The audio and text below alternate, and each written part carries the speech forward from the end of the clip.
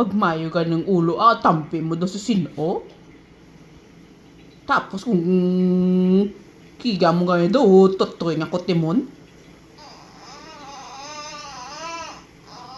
Matyagan niya daw kay hindi nagisakikat. Matyagan niya daw, siya na lang tanan ng ano. Daw wala na kuya kapuhayan si Yaya.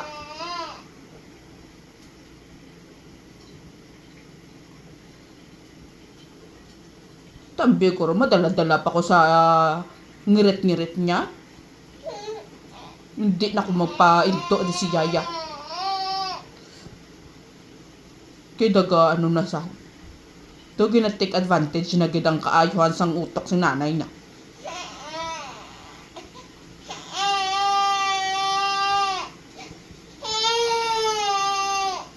Ito kayo may post niya sa.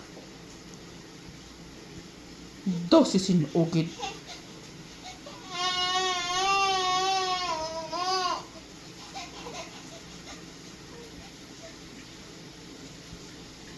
Daw dako nagit sa balangan do ka intindi sa kigan.